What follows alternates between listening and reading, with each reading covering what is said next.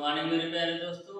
आज की क्लास में हम लोग सॉल्व करेंगे आईईआरटी एंट्रेंस एग्जाम 2021 में पूछे गए कुछ मैथ के इंपॉर्टेंट क्वेश्चंस को। डियर स्टूडेंट, प्रत्येक क्वेश्चन बिल्कुल बेहतरीन कॉन्सेप्ट के साथ आपको बताने वाला हूं, जिससे आपको सारी चीजें अच्छी तरीके से समझ में आ सके कि हमारे आईईआरटी एंट्रेंस एग्जाम में या पॉलिटेक्निक एंट्रेंस एग्जाम में मैथ के किस तरीके से क्वेश्चन पूछे जाते हैं।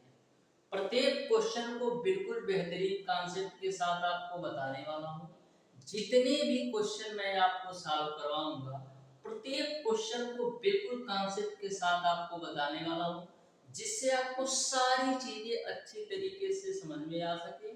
प्रॉपर वे में एक सिंपल सीक्वेंस के साथ कॉन्सेप्ट के साथ बताऊंगा, जिससे आपको किसी भी क्वेश्चन में किसी भी प्रकार का डाउट और कंफ्यूजन ना रहे। प्रत्येक क्वेश्चन को इस तरीके से बताने वाला हूं कि मैक्सिमम आप 5 से 10 सेकंड के अंदर किसी भी क्वेश्चन को सॉल्व कर सकते हो। एक बार आप अच्छी तरीके से पूरी क्लास देख लीजिए डियर स्टूडेंट, आपको 100% यकीन हो जाएगा कि आप किसी भी क्वेश्चन को मैक्सिमम 5 से 10 सेकंड के अंदर सॉल्व कर सकते हो, क्योंकि मैं पढ़ाता ही इस तरीके से हूं कि यदि आप अच्छी तरीके से हमारे क्लासेस ले रखे होगे तो मैक्सिमम किसी भी क्वेश्चन को सॉल्व करने में 5 से 10 सेकंड मैक्सिमम लगने हैं, उससे ज्यादा कुछ भी नहीं लगना है। हमारी आपसे रिक्वेस्ट है डियर स्टूडेंट, यदि आपने अभी तक हमारे चैनल ओटी स्टडी पॉइंट को सब्सक्राइब नहीं किया है तो सब्सक्राइब जरूर कर लेना, जिससे हमारी अपकमिंग आने वाली वीडियोज आपको मिलती है सबसे पहले डियर स्टूडेंट। तो डियर स्टूडेंट, स्टार्ट करते हैं आज की क्लास। देखते हैं क्वेश्चन नंबर 1। तो देखो क्वेश्चन नंबर 1 आपका इस प्रकार से है, यदि द्विघातीय समीकरण के एक्स ब्रैकेट में x माइनस 2 प्लस 6 बराबर 0 के दो मूल समान है तो k का मान बताना है। के दो मूल समान है तो k का मान बताना है। तो जो आपका क्वेश्चन नंबर 1 में सॉल्व करने वाला हूं, द्विघात समीकरण से क्वेश्चन है। दे रखा है द्विघात समीकरण के एक्स ब्रैकेट में x माइनस का 2 प्लस का 6 बराबर 0, ठीक है, के दो मूल समान है तो आपको k का मान बताना है।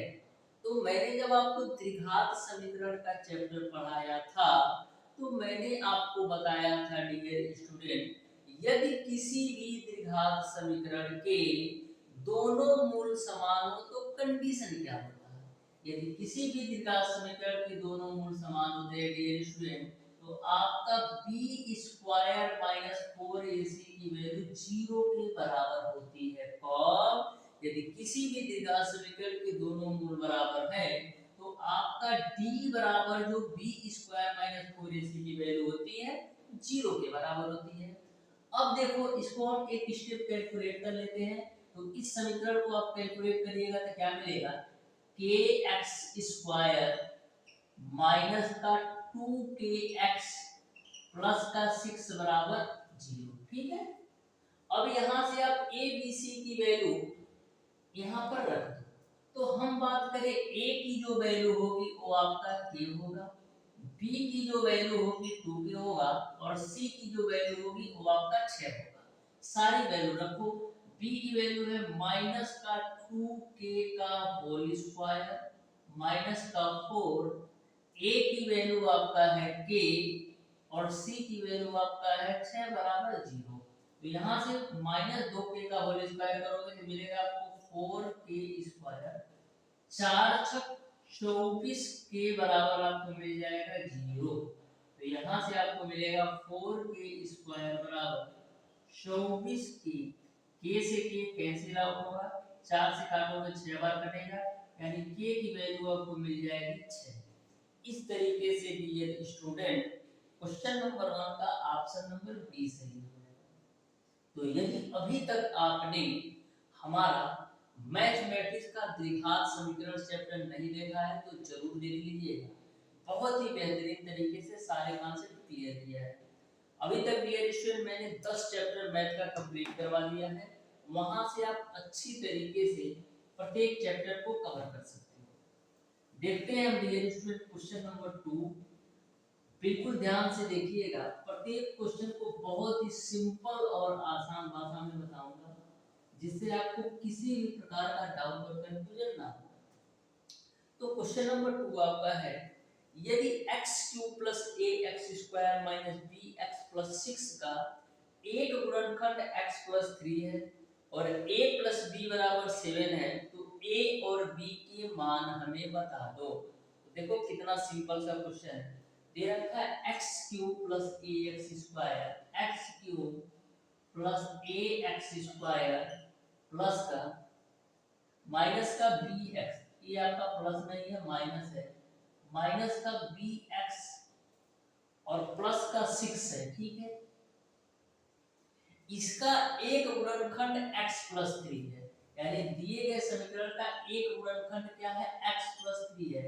तो हम क्या लिख सकते हैं, x + 3 = 0, यानी x बराबर आपका निकल जाएगा -3। एक गुणनखंड x + 3 का मतलब ये है कि x + 3 जो है दिए गए समीकरण का एक गुणनखंड है। तो यहां से मैंने x की वैल्यू निकाला -3। अब x बराबर -3 इस समीकरण में रखो, तो हो जाएगा आपका -3 का होल क्यूब प्लस का a गुणे -3 का स्क्वायर करोगे तो 9 मिलेगा, -b गुणे -3 प्लस का 6 बराबर 0।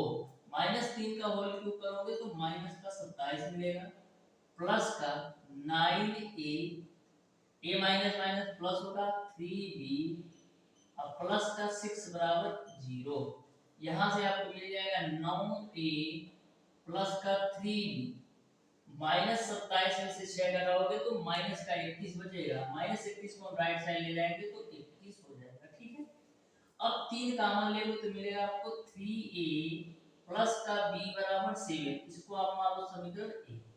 और एक समीकरण आपको दे रखा है a + b = 7, a + b = 7, इसको मान लो समीकरण 2, ठीक है। इसी को कैलकुलेट करो, तो यहाँ से माइनस करेंगे तो ये कैंसिल आउट होगा, यहाँ पर माइनस करेंगे तो 3a में से a घटेगा 2a मिलेगा, बराबर 7 में से 7 घटाओगे तो 0 मिलेगा, ठीक है। तो यहाँ पर आप a की वैल्यू निकालोगे, यदि 2a की वैल्यू 0 के बराबर है तो a की वैल्यू आपको मिल जाएगा 0। a की वैल्यू 0 रख दो, चाहे समीकरण 1 में या समीकरण 2 में। तो a की वैल्यू यदि हम समीकरण 2 में 0 रखेंगे, a की वैल्यू यदि हम समीकरण यहाँ पर, ठीक है, a की वैल्यू यदि हम समीकरण 2 में 0 रखें या समीकरण 1 में 0 रखें, तो हमको b की जो वैल्यू मिल जाएगी वो आपको मिल जाएगी 7, यानी a की वैल्यू हमारा 0 होगा और b की वैल्यू हमारी 7 हो जाएगी। इस तरीके से क्वेश्चन नंबर 2 का ऑप्शन नंबर बी सही होगा। क्वेश्चन नंबर 3 को आप ध्यान से देखिएगा, बहुत ही बेहतरीन तरीके से इसको भी बताने वाला हूँ, आप ध्यान से देखिए, बहुत ही बेहतरीन और सिंपल कॉन्सेप्ट होने वाले हैं। तो क्वेश्चन नंबर 3 आपका है, यदि x - y = 0 है और 2x - y = 2 है, तो x और y के मान आपको बताना है। तो देखो कितना बेहतरीन क्वेश्चन पूछा है, बोला है कि यदि x - y = 0 हो और 2x - y = 2 है, तो x और y के मान बताओ। तो देखो x - y = 0, इसको आप मान लो समीकरण 1। फिर 2x - y = 2, 2x - y = 2, इसको आप मान लो समीकरण नंबर 2। आपको x और y की वैल्यू ज्ञात करना है ना, तो हम करते क्या है, समीकरण 1 और 2 को हल कर लेते हैं। देखो 2x - y बराबर आपका 2 है और x - y बराबर आपका कितना है, 0 है, ठीक है। दोनों को आपस में घटा लेते हैं, तो 2x में से x घटाओगे तो x मिलेगा, यहाँ पर घटाओगे तो ये आपका पॉजिटिव होगा, कैंसिल हो जाएगा, और यहाँ पर घटाओगे तो आपको मिल जाएगा 2, यानी x की वैल्यू आपने निकाल लिया 2। अब x का मान चाहे समीकरण 1 में रखो या समीकरण 2 में रखो, तो y की वैल्यू भी आपको कितना मिल जाएगा, y की वैल्यू आपको मिल जाएगा 2। इस तरीके से x और y की वैल्यू 2, 2 हो जाएगी, यानी क्वेश्चन नंबर 3 का ऑप्शन नंबर बी सही हो जाएगा। क्वेश्चन नंबर 4 को आप ध्यान से देखिएगा, बहुत ही बेहतरीन क्वेश्चन है। क्वेश्चन नंबर 4 भी आपका द्विघात समीकरण से है। एक बात हमेशा ध्यान में रखिएगा डियर स्टूडेंट, आपके एग्जामिनेशन में मल्टीपल चॉइस टाइप के क्वेश्चन पूछे जाते हैं, मल्टीपल चॉइस टाइप के। तो यदि आप समय को ध्यान रखते हुए क्वेश्चन को नहीं सॉल्व करोगे तो आप पीछे रह जाओगे। इसलिए मैं हमेशा आपको बोलता हूँ कि प्रत्येक चैप्टर को बिल्कुल कॉन्सेप्ट के साथ पढ़ो, जिससे कम से कम समय में ज्यादा से ज्यादा क्वेश्चन को 100% एक्यूरेसी के साथ सॉल्व कर पाओ। तो इसीलिए डियर स्टूडेंट, बहुत ही बेहतरीन कॉन्सेप्ट मैंने आपको सिखा रखा है। आप बेहतरीन कॉन्सेप्ट के साथ मैथ के 50 क्वेश्चन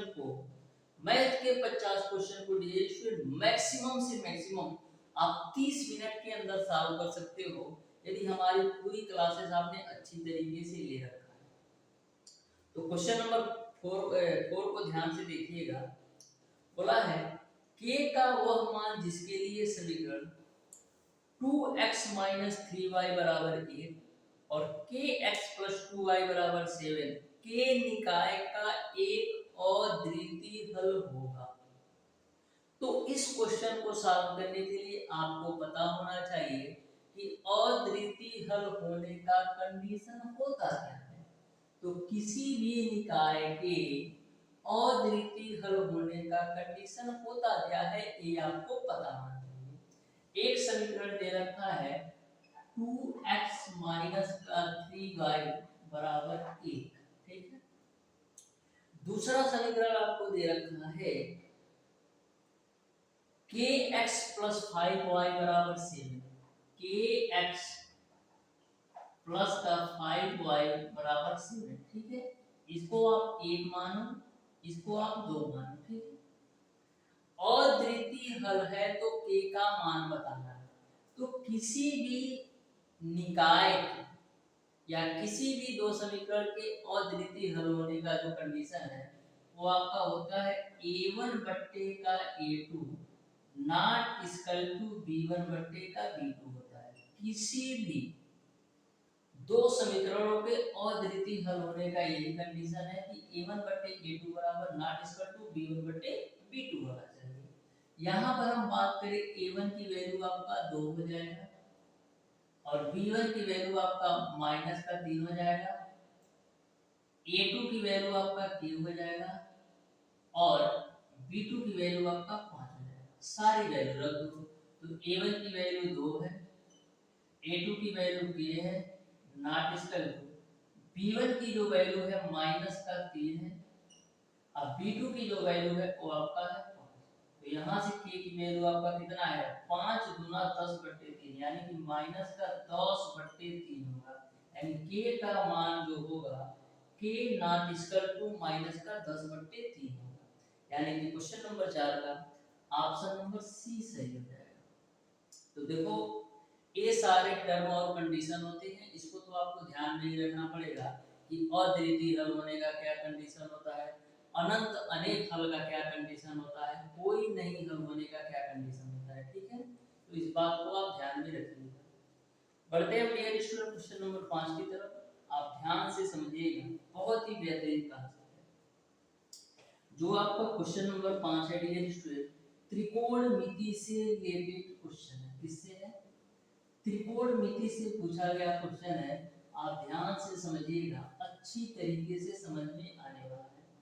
बोला है यदि sin a - b की वैल्यू 1/2 हो और cos a + b की वैल्यू भी 1/2 हो, तो a और b न्यून कोण हैं, तो a और b के मान क्या होंगे ये आपको बताना है। तो ध्यान से देखो, दे रखा है sin a - b की जो वैल्यू है वो आपका है 1/2, ठीक है। फिर आपको दे रखा है cos a + b की जो वैल्यू है, cos a + b की जो वैल्यू है वो भी आपको दे रखा है 1/2।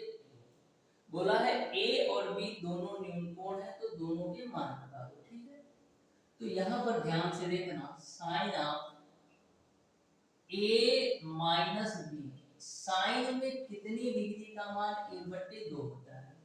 साइन में कितने डिग्री का मान 1/2 होता है, तो आप कहोगे साइन 30 डिग्री का मान 1/2 होता है, यानी 1/2 की जगह पर हम साइन 30 डिग्री लिख सकते हैं, क्योंकि साइन 30 अंश का मान 1/2 होता है।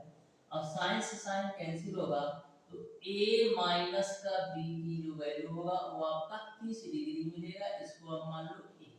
ठीक है, अब यहाँ पर आ जाओ, cos a प्लस बी बराबर, अब मैं आपसे पूछूं कि cos में कितने डिग्री का मान 1/2 होता है, तो आप कहोगे कि cos में cos 60 डिग्री का मान 1/2 होता है, यानी 1/2 की जगह cos 60 लिख सकते हो। cos से cos कैंसिल, तो यहाँ से a प्लस बी की जो वैल्यू है वो आपका 60 डिग्री के बराबर, इसको मान लो समीकरण 2। ठीक है, अब समीकरण 1 व 2 को हल करके आप a और b की वैल्यू निकाल सकते हो। तो समीकरण 1 व 2 को हल करोगे तो a की वैल्यू आपको मिल जाएगा 45 डिग्री और b की वैल्यू आपको मिल जाएगा 15 डिग्री। ठीक है, a की वैल्यू 45 डिग्री और b की वैल्यू आपको मिल जाएगा 15 डिग्री, यानी क्वेश्चन नंबर 5 का ऑप्शन नंबर सी सही हो जाएगा। ठीक है, अब देखो न्यून कोण का मतलब होता क्या है, बहुत सारे बच्चों को तो यही नहीं पता होगा कि न्यून कोण का मतलब क्या होता है। न्यून कोण का मतलब ये होता है कि जो भी आपके कोण होंगे 90 डिग्री से कम होंगे, यानी कि यदि आपका कोई भी कोण 90 डिग्री से कम होता है तो वो आपका न्यून कोण में आता है। ठीक है, बढ़ते हैं हम डियर स्टूडेंट नेक्स्ट क्वेश्चन पे। ध्यान से देखिएगा, नेक्स्ट क्वेश्चन को बहुत ही बेहतरीन तरीके से बताने वाला हूँ। देखो पूछा है कि एक द्विघाती बहुपदी जिसके शून्य 3 और -5 है, तो वह समीकरण बताओ। यानी कि कोई द्विघात समीकरण के दो शून्य दे रखे हैं, एक आपका 3 दे रखा है और दूसरा आपका -5 दे रखा है, तो आपको वह द्विघात समीकरण ज्ञात करना है। तो कभी भी यदि आपको दो मूल पता हो और द्विघात समीकरण आपको ज्ञात करना हो, तो उसका फार्मूला होता है x² माइनस का मूलों का योगफल। तो मूल क्या है 3 और -5 इंटू एक्स, प्लस का होता है मूलों का गुणनफल, तो 3 गुणे -5 बराबर 0। तो यहाँ से आपको मिल जाएगा x² माइनस 5 में से 3 घटाओगे माइनस का 2 मिलेगा, और माइनस का 2 का गुणा माइनस में करोगे तो प्लस का 2x हो जाएगा और माइनस का 15 बराबर 0।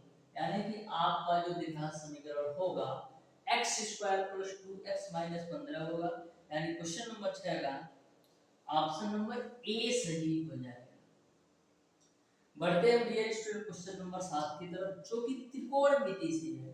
इतना बेहतरीन क्वेश्चन है ना कि आप सोच ही नहीं सकते हो, क्योंकि यह क्वेश्चन थोड़ा सा घुमा करके पूछा है और थोड़ा सा यदि आप दिमाग लगा दोगे ना तो क्वेश्चन को बहुत ही सिंपल वे में सॉल्व कर सकते हो। देखो क्या पूछा है, यदि cos theta plus sin theta की वैल्यू आपका कौड़े के अंदर 2 cos थीटा है, तो cos theta minus sin theta का मान।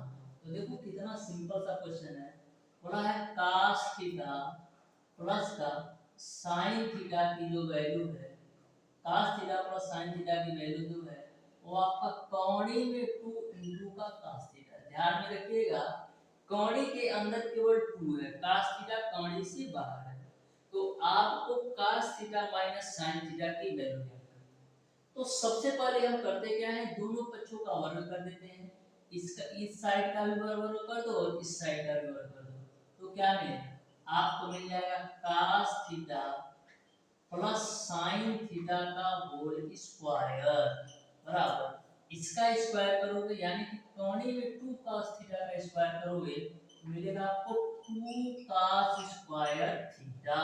ठीक है, अब देखो इसका हम स्क्वायर करते हैं तो मिलेगा आपको क्या cos square theta plus sin square theta plus का 2 sin थीटा इनटू का cos थीटा।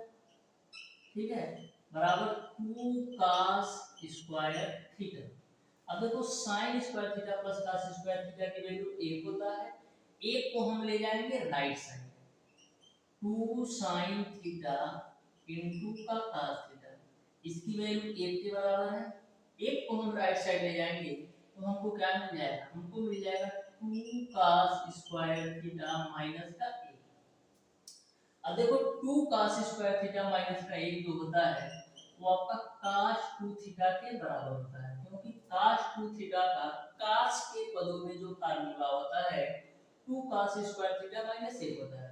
अब 2 sin theta into cos theta की वैल्यू क्या होता है, ऐसे ही रखो काम आ जाएगा। 2 sin theta into cos theta की वैल्यू आपने निकाल लिया, cos 2 थीटा के बराबर है। आपको ज्ञात करना है कि cos theta minus sin theta का मान बताओ, cos theta minus sin theta का मान बताओ। तो cos theta minus sin theta का आपको मान बताना है। तो सबसे पहले हम करते क्या है, cos theta minus sin theta का होल स्क्वायर कर देते हैं। तो होल स्क्वायर खोलोगे तो मिलेगा आपको cos square theta plus sin square theta minus का 2 sin थीटा इनटू का cos theta. cos square theta plus sin square theta की वैल्यू 1 होती है। अब देखो माइनस का 2 sin theta into cos theta की जगह पर हम क्या लिख सकते हैं, 2 sin theta into cos theta की जगह पर हम cos 2 थीटा लिख सकते हैं। तो लो डिवीजन में cos थीटा 2 थीटा लिख दिया। अब देखो cos 2 थीटा को हम sin के पदों में क्या लिख सकते हैं, cos 2 थीटा को हम sin के पदों में लिख सकते हैं 1 माइनस का 2 sin स्क्वायर थीटा, क्योंकि cos 2 थीटा का फार्मूला होता है sin के पदों में 1 माइनस का 2 sin स्क्वायर थीटा। अब माइनस से मल्टीप्लाई करोगे तो माइनस का 1 हो जाएगा और प्लस का 2 sin स्क्वायर थीटा हो जाएगा। a minus a plus a cancel, तो आपको मिलेगा 2 sin स्क्वायर थीटा। किसकी वैल्यू, आपको cos theta minus sin theta का होल स्क्वायर की वैल्यू आपको मिल गई 2 sin स्क्वायर थीटा। ठीक है, cos theta minus sin theta का होल स्क्वायर की वैल्यू मिल गई 2 sin स्क्वायर थीटा। तो यदि आप यहां से cos theta minus sin theta की वैल्यू निकालोगे तो कैसे निकालोगे, दोनों पक्षों में आप कौड़ी लगा, यहाँ भी कौड़ी लगा दिया और यहाँ भी कौड़ी लगा दिया। तो यहाँ से कौड़ी से बाहर निकालोगे तो cos theta minus sin theta मिलेगा, और यहाँ से निकालोगे मिल जाएगा आपको कौड़ी के अंदर 2 और sin स्क्वायर थीटा को बाहर निकालोगे तो केवल और केवल sin थीटा निकल जाएगा। इस तरीके से cos theta minus sin theta का मान कौड़ी के अंदर 2 sin थीटा होगा। यानी कि क्वेश्चन नंबर, इस क्वेश्चन का जो राइट आंसर होगा वो आपका ऑप्शन नंबर बी सही हो जाएगा। करने के लिए मैं डायरेक्ट भी कर सकता था, लेकिन मैंने आपको डिटेल में बताया जिससे सारी चीजें समझ में आ सके। बढ़ते हम डियर स्टूडेंट नेक्स्ट क्वेश्चन की तरफ, आप ध्यान से समझिएगा। इतने बेहतरीन तरीके से सारे क्वेश्चन बताऊंगा कि आपको किसी भी प्रकार का किसी भी क्वेश्चन में डाउट ही नहीं रहेगा। तो देखो नेक्स्ट क्वेश्चन को ध्यान से समझना। ए भी त्रिकोणमिति से है, बोला है यदि tan थीटा बराबर 5/4 है तो 3 sin theta plus 4 cos theta बटे 3 sin theta minus 4 cos theta के होल स्क्वायर का मान बताओ। तो देखो कितना सिंपल सा क्वेश्चन है। बोला है tan थीटा की वैल्यू जो है वो आपको दे रखा है 5/4, कितना दे रखा है 5/4। आपको बताना है 3 sin थीटा, आपको बताना है डियर स्टूडेंट कि 3 sin थीटा प्लस का 4 cos theta divided by 3 sin theta minus 4 cos theta पूरे का होल स्क्वायर का मान आपने बता दो। ठीक है, tan थीटा को हम क्या लिख सकते हैं, हम लिख सकते हैं डियर स्टूडेंट sin थीटा बट्टे का cos थीटा बराबर आपको लिख सकते हैं 5/4 के रूप में। ठीक, तो यदि मैं आपसे पूछूं कि sin थीटा की वैल्यू कितनी होगी तो sin थीटा की वैल्यू आपका 5 हो जाएगा और cos थीटा की वैल्यू आपका 4 हो जाएगा। ठीक है, अब sin थीटा की जगह पर 5 रख दो और cos थीटा की जगह पर 4 रख दो, तो 3 गुणे sin थीटा की वैल्यू 5 प्लस 4 गुणे cos थीटा की वैल्यू 4 बट्टे 3 गुणे sin थीटा की वैल्यू 5 माइनस 4 गुणे cos थीटा की वैल्यू 4, इसका आप कर दो होल स्क्वायर। अब देखो 5 या 15 और 16 जोड़ोगे तो 31 होगा, और नीचे माइनस का 1 इसका स्क्वायर कर दो, तो माइनस का 1 का स्क्वायर 1 ही होगा, यानी इसका तो कोई रोल है ही नहीं। इसको हम लिख सकते हैं 31 का स्क्वायर। इस तरीके से इस क्वेश्चन का जो राइट आंसर होगा वो आपका ऑप्शन नंबर ए सही है। बढ़ते हैं डियर स्टूडेंट नेक्स्ट क्वेश्चन पर, ध्यान से समझिएगा नेक्स्ट क्वेश्चन। देखो कितना बेहतरीन सा क्वेश्चन है, और ऐसा क्वेश्चन अक्सर आपके एग्जामिनेशन में पूछा जाता है और आप लोग सोचते हो कि यह कॉन्सेप्ट तो मैंने पढ़ ही नहीं रखा है, लेकिन इतना सिंपल सा एक क्वेश्चन है जो कि आपका 2 प्रीवियस ईयर में पूछा गया क्वेश्चन है। ध्यान से समझो कैसे है। बोला है एक पुष्प सेज में प्रथम पंक्ति में 23 गुलाब के पौधे हैं, दूसरी पंक्ति में 21, तीसरी पंक्ति में 19 और इसी प्रकार आगे भी है। अंतिम पंक्ति में 5 गुलाब के पौधे हैं, तो पुष्प सेज में पंक्तियों की संख्या बताना है। पुष्प सेज में पंक्तियों की संख्या बताना है, तो ध्यान से समझना इस क्वेश्चन को कैसे सॉल्व करोगे। एक पुष्प सेज में प्रथम पंक्ति में आपके 23 गुलाब के पौधे हैं, दूसरी पंक्ति में 21 है और तीसरी पंक्ति में 19 है। इसी प्रकार आगे भी है और लास्ट में तो पुष्पों की संख्या है वो आपका 5 है। तो यदि मैं आपसे पूछूं कि 2 पंक्तियों के बीच कितने पौधों का अंतर है, तो आप कहोगे 2, क्योंकि पहली पंक्ति में यदि आपका 23 पौधे हैं तो दूसरी पंक्ति में आपका 21 पौधे हैं और तीसरे में 19 पौधे हैं, यानी कि 2-2 पौधों का अंतर आ रहा है। तो फिर आपका कितना होगा, 17 होगा चौथे में, पांचवें में आपका 15 होगा, फिर छठवें में आपका 13 होगा, सातवें में आपका कितना होगा कि 11 होगा, आठवें में आपका कितना होगा 9 होगा, फिर नौवें में आपका 7 होगा, फिर लास्ट वाले में आपका 5 दे रखा है। तो यदि मैं आपसे पूछी पंक्तियों की संख्या कितनी है, तो आप कहोगे 1 2 3 4 5 6 7 8 9, 1 2 3 4 5 6 7 8 9 10, यानी टोटल जो पंक्ति है वो आपका 10 हो जाएगा। आप धीरे से 10 आंसर देके आगे निकल जाओगे। लेकिन कब, जब यदि आपको ऐसे सिंपल क्वेश्चन पूछे जाएंगे तब।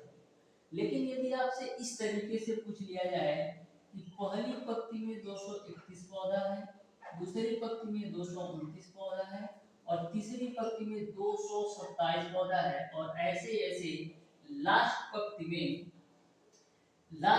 में आपका 5 पौधा है मान लो, ठीक है। तो पंक्तियों की संख्या बताना है, तो कैसे बताओगे। तो कभी भी यदि आपका इस सीरीज में क्वेश्चन पूछा जाए कि 2 पंक्तियों के बीच आपका समान अंतर हो, जैसे 2 अंतर यहाँ पर भी है, 2 का अंतर यहाँ पर भी है, यदि अंतर समान हो और आपको पंक्तियों की संख्या बताना है, तो n बराबर आप क्या करोगे, first term minus last term divided by 2 plus करना। ये सिंगल से फार्मूले के माध्यम से आप कितना भी बड़ा पंक्तियों की संख्या पूछ ले, कितना भी कठिन क्वेश्चन आप सॉल्व कर सकते हैं, ठीक है। यह क्वेश्चन आपका इस तरीके से भी पूछा जाता है, आपको दे देगा कि पहले पंक्ति में 5 है, फिर 7 है, फिर 9 है, फिर 11 है, डॉट डॉट डॉट, लास्ट पंक्ति में मान लो 230 पौधा है, ठीक है। तो पंक्तियों की संख्या बताओ, तो सेम फार्मूला यहाँ पर भी है। यहाँ पर अंतिम पद वाली जो वैल्यू है बड़ी है, तो यहाँ पर क्या होगा, last term minus first term divided by 2 plus करना। इस तरीके से आप पंक्तियों की संख्या निकाल सकते हो। इस तरीके से डियर स्टूडेंट आज की क्लास में मैंने आपको बताया है आपके IERT एंट्रेंस एग्जाम के प्रीवियस ईयर पेपर में पूछे गए कुछ महत्वपूर्ण क्वेश्चन को, प्रत्येक क्वेश्चन को मैंने बिल्कुल बेहतरीन कॉन्सेप्ट के साथ बताने का प्रयास किया है। फिर भी यदि आपको किसी भी क्वेश्चन में किसी भी प्रकार का डाउट हो तो कमेंट बॉक्स में कमेंट कर सकते हैं। मिलते हैं नेक्स्ट क्लास में।